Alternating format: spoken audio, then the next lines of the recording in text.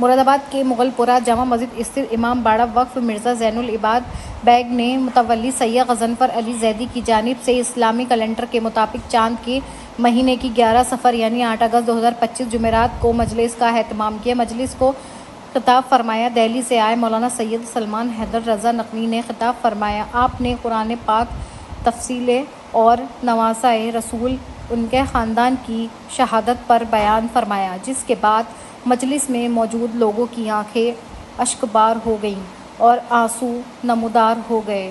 یا حسین کی صدائیں بلند ہو گئیں اور ہاتھ سینہ کی جانب ہو گئی، جس کے بعد سینہ جنی ہوئی۔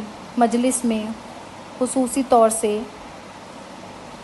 ماسٹر نسیم حیدر، شمیم اختر، عالم آبادی، علی محمد آبادی، نوشاد قادری، امیر الحسن ظفری، عاصم یاور، آصف، تابش حسین، حسین عباس، سید غضنفر علی زیدی، متولی وقف مرزا زین العباد بیگ، جامع مسجد مرادآباد۔ حسین بڑا پیاسا تھا۔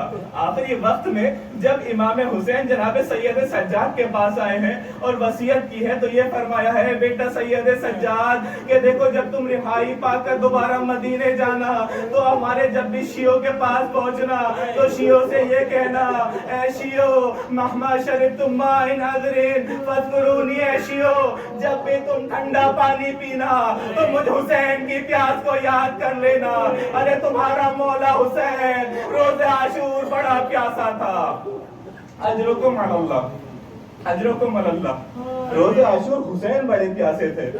پہلا مرحلہ یہ جب امام نے اپنے شیعوں کو یاد کیا ہے۔ دوسرا مرحلہ سنیں گے تب مولا نے اپنے شیعوں کو یاد کیا ہے جب مولا ننھے علی اصغر کو اٹھا کر میدان کربلا کی جانب گئے ہیں۔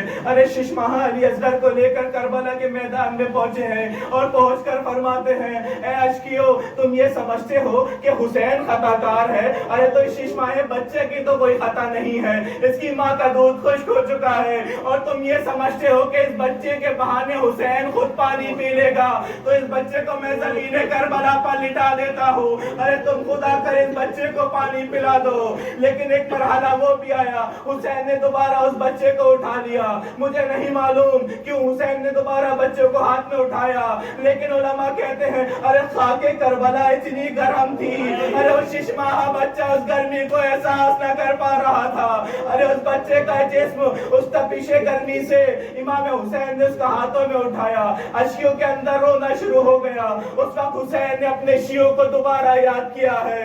دوبارہ مولا فرماتے ہیں شیعوں کاش تم کربلا میں ہوتے تو تم دیکھتے تمہارا حسین، تمہارا مولا کربلا میں کتنا بے کس ہے، ارے پانی مانگ رہا ہے۔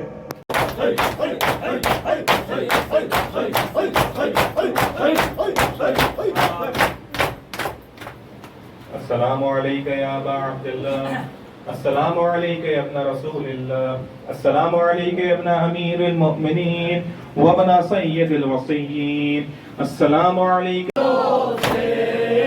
کچھ بتا دو مجھے ذرا بھائی، روکے زینب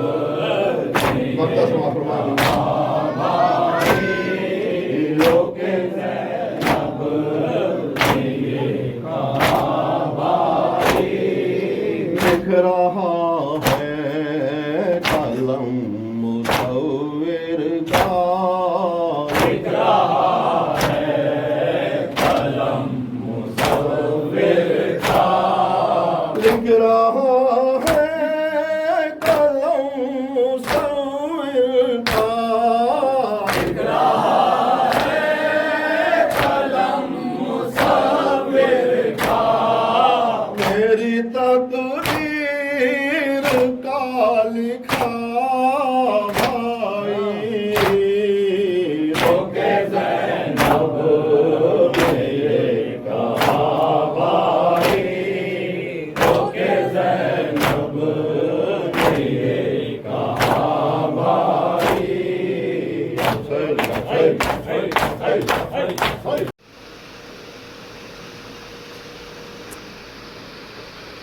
जी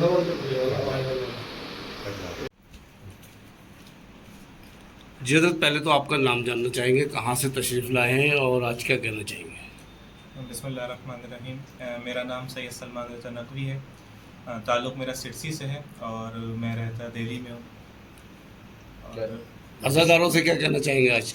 अज़ादारों से यही कहना चाहूँगा कि जितना हो सके उतना ही इमाम हुसैन के लिए काम करें, उनसे इमाम हुसैन की ज़िंदगी से दर्स लें, उनसे सीखें।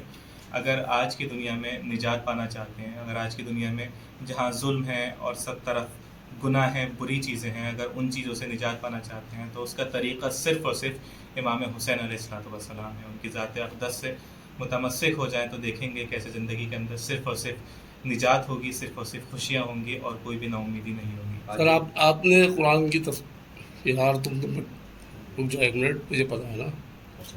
कुरान शरीफ की तफसीर के बारे में अभी आपने पूरी तरीके से बयान फरमाया और जानकारी दी। एक कुरान शरीफ की तफसीर के लिए किस तरीके का आलिम होना चाहिए, किस तरह से होना चाहिए, कुछ लफ्ज़ों में बता दें, चंद लफ्ज़। जी, कुरान की तफसीर के लिए सबसे पहले एक ऐसा शख्स हो जो सही से अरबी ज़बान को समझता हो। ये कुरान अरबी ज़बान में नाज़िल हुआ है और अरबी ज़बान की खसूसियत ये है कि उसके अंदर एक लफ्ज़ के कई माना होते हैं। तो एक ऐसा शख्स हो जो अरबी ग्रामर को भी समझता हो, अरबी लिटरेचर को भी समझता हो, अरबी के रूल्स एंड रेगुलेशंस को भी समझता हो। उसके बाद समझता हो कि कुरान किस ज़माने में नाजिल हुआ है, किन लोगों से कैसे गुफ्तगू, कुरान के पीछे की तारीख़ के बारे में पता हो। तभी वो एक ऐसा आलिम बनेगा जो सही से कुरान की तफसीर कर सकता है। और उसके लिए सबसे ज़रूरी चीज़ ये है कि अहले बैत के साथ मुतमस्सिक हो जाए, क्योंकि रसूल अल्लाह ने यही फरमाया कि जो शख्स भी अहले बैत के साथ कुरान को लेगा वही निजात पा सकता है। अच्छा, जो अहले बैत नहीं होगा वो तो मुसलमान ही नहीं होगा, सीधी बात यह है। और एक सवाल आपसे आखिरी है कि ईरान के प्रेसिडेंट ने जो सबको जोड़ने का काम किया है, क्या कहना चाहेंगे?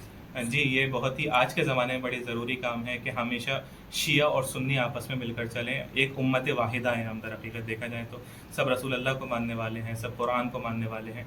अगर इसके साथ हम चलेंगे उम्मत वाहिदा बन के, तो कोई भी ऐसी दुश्मन ताकत जो कि इस्लाम दुश्मन अनासिर हैं, वो कभी भी इस्लाम का नुकसान नहीं पहुँचा सकते। क्योंकि अगर वाहिद रहेंगे तो ही हम एक साथ मिलकर दुश्मन का मुकाबला कर सकते हैं, अलग अलग होकर नहीं हो सकता। मज़लूमों की आवाज़ बन के फ़लस्तीन की आवाज़ उठाई है, उसके लिए सब मुस्लिम भाइयों से, इस्लामी भाइयों से क्या कहना चाहिए? देखें, जिस तरीके से ईरान ने किया और वही काम सब मिलकर अगर मुसलमान मिलकर करें तो शायद मेरे हिसाब से एक लम्हा नहीं होगा कि फ़लस्तीनी लोगों को आज़ादी भी मिल जाएगी, उस जुल्म से भी बच जाएंगे। अगर सब मिलकर एक साथ चलें और अपने ज़ाती फ़ायदों को छोड़कर इस्लाम का और मुस्लिमीन का, और वो मज़लूमीन हैं चाहे मुसलमान हैं गैर मुसलमान हैं, उनका अगर देखें कितनी परेशानी में है, उनकी निजात के लिए सोचें, तो वो लम्हा दूर नहीं होगा कि तमाम मज़लूमीन जो हैं एक चैन और सुकून से रह रहे होंगे।